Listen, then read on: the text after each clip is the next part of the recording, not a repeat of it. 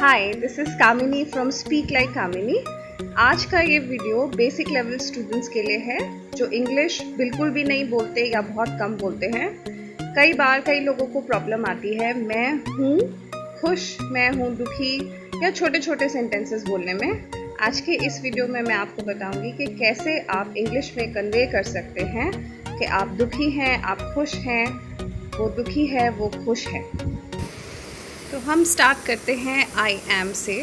I am happy.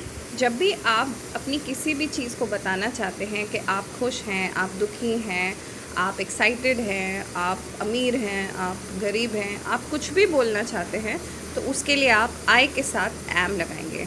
For example आप बोलते हैं मैं खुश हूँ, तो आप इसको बोलेंगे आई एम हैप्पी। इसी तरह से एक दूसरा एग्ज़ाम्पल लेते हैं। आप अगर बोलना चाहते हैं कि आप अमीर हैं तो आप बोलेंगे आई एम रिच। इसी तरीके से जब हम यू, वी और दे की बात करते हैं तो उनके साथ हम आर लगाते हैं। यू हो गया आपके सामने वाला, तो आप यू के साथ आर से बोलेंगे। वी हो गए आप और जिसमें दूसरे लोग भी इंक्लूडेड हैं तो उसको हम बोलते हैं वी। और दे हो गए जिसमें आप इंक्लूडेड नहीं हैं, सामने वाले दो या दो से ज़्यादा लोग, तो हम उसको बोलते हैं दे। तो यू, वी और दे के साथ हम आर लगाते हैं।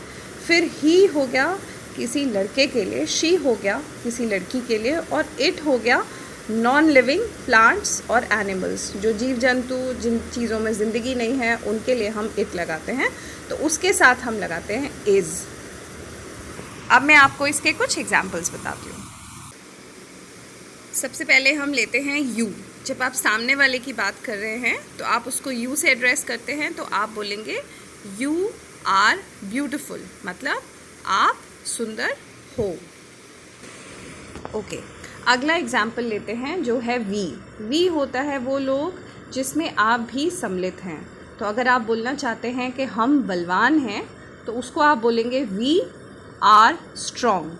सो वी के साथ हम आर लगाते हैं और आगे हम जो भी बोलना चाहते हैं, जो क्वालिटी बोलना चाहते हैं, हम उसको लगाते हैं। ओके, अब हम आते हैं नेक्स्ट एग्जाम्पल पे जो है दे। दे के साथ भी हम आर लगाते हैं। दे हो गए वो लोग जो सामने वाले हैं जिसमें आप सम्मिलित नहीं हैं। तो अगर आप बोलना चाहते हैं कि वो लोग खुश हैं तो आप बोलोगे दे आर हैप्पी। सो दे के साथ भी हम आर लगाते हैं। अब हम आते हैं नेक्स्ट एग्जाम्पल पे जो है शी। शी हम किसी लड़की के लिए यूज़ करते हैं। तो अगर आप कहना चाहते हैं कि वो लड़की बहुत सुंदर है तो आप बोलेंगे शी इज़ ब्यूटिफुल। तो हम शी के साथ इज़ लगाते हैं। ओके, अब हम आते हैं अगले एग्जाम्पल पे जो हो गया ही। ही हम किसी लड़के के लिए यूज़ करते हैं। तो अगर आप बोलना चाहते हैं कि वो लड़का बहुत स्मार्ट है तो आप बोलोगे ही इज़ स्मार्ट। और अगर आप बोलना चाहते हो कि वो लड़का बहुत ही दयालु है तो आप बोलोगे ही इज़ काइंड। तो ही के साथ भी हम इज़ लगाते हैं। ओके, अब लास्टली हम आ जाते हैं इट पे। इट हम लगाते हैं नॉन लिविंग प्लांट्स और एनिमल्स के लिए। नॉन लिविंग चीज़ें वो जो निर्जीव हैं, जिनमें कोई जीवन नहीं है। प्लांट्स हो गए पेड़ पौधे और एनिमल्स हो गए जानवर। तो इनके लिए जब भी हम इनको रेफ़र करना चाहते हैं, इनके बारे में बताना चाहते हैं, तो इनके लिए हम इट लगाते हैं। और अगर आप बोलना चाहते हैं कि जैसे आप ये तस्वीर देख रहे हो, इसमें आपको दिख रहा है कि ये तस्वीर बहुत सुंदर है और आप बोलना चाहते हैं कि ये सुंदर है, तो आप इसको बोलेंगे इट इज़ ब्यूटिफुल। तो इट के साथ भी आप इज़ लगाते हो। और इसके साथ हम इस वीडियो के एंड पे आ गए। अगर आपको इंग्लिश के बारे में कोई भी और जानकारी चाहिए तो आप हमें इंस्टाग्राम, फेसबुक और ट्विटर पे भी फॉलो कर सकते हैं, जिनके लिंक्स हमने डिस्क्रिप्शन बॉक्स में शेयर किए हुए हैं।